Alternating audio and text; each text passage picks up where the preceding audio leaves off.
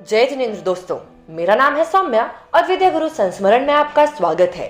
विद्या गुरु के रोचक संस्मरण सुनने के लिए चैनल को सब्सक्राइब जरूर करें और वीडियोस को शेयर कर गुरु प्रभावना में सहयोगी बने। तो दोस्तों, प्रस्तुत प्रसंग हमने समाधिस्थ मुनि श्री क्षमा सागर जी महाराज द्वारा लिखित पुस्तिका आत्मनिवेशी से लिया है। तो बात सन 1943 की है।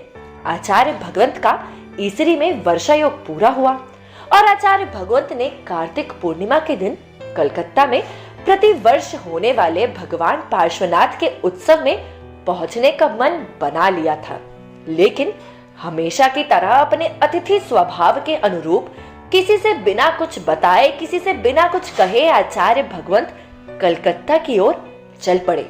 अब जब आचार्य भगवंत का विहार कलकत्ता की ओर हुआ तो कलकत्ता के लोगों के मन में तरह तरह की भावनाएं आने लगी, तरह तरह की चर्चाएं आपस में होने लगी कि मार्ग जो है वह बहुत दुर्गम है और जो मार्ग है उसमें श्रावकों के घर भी नहीं है और वह जो क्षेत्र है वह बड़ा अशांत क्षेत्र है।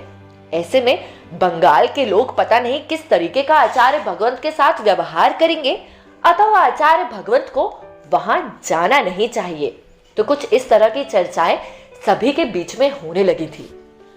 तो इन्हीं चर्चाओं के मद्देनजर कुछ श्रावक कलकत्ता से आचार्य भगवंत के पास दर्शनार्थ हेतु पहुंचे और आचार्य भगवंत से निवेदन किया कि गुरुदेव, बंगाल सुरक्षित प्रदेश नहीं है, आप यहाँ पधारे ऐसा तो हम सभी की तीव्र भावना है, लेकिन हम सबको भय भी लगता है।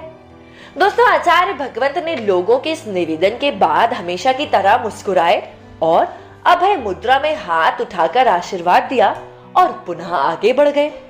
अब गुरुदेव की जो कलकत्ता की ओर यात्रा थी वह निरंतर चलती रही और निरंतर बढ़ते कदमों से गूंजता मंगलगान लोगों के मन को आगामी मंगल का आश्वासन देता रहा और देखते ही देखते 350 किलोमीटर की दूरी आचार्य भगवंत ने मात्र 10 दिन में तय कर ली और 11वें दिन जब अपने संघ के साथ आचार्य महाराज कलकत्ता में प्रवेश किया तब हजारों लोग उनके दृढ़ संकल्प के सामने सर झुकाए खड़े हुए थे। उस दिन वह महानगर एक महाव्रती दिगंबर जैन आचार्य की चरण धूलि को पाकर धन्य हो चुका था। दोस्तों, बड़ा मंदिर से बेलगछिया तक हजारों लोगों के बीच आचार्य भगवंत का सहज भाव से गुजरना आम आदमी के लिए एक अद्भुत दृश्य था।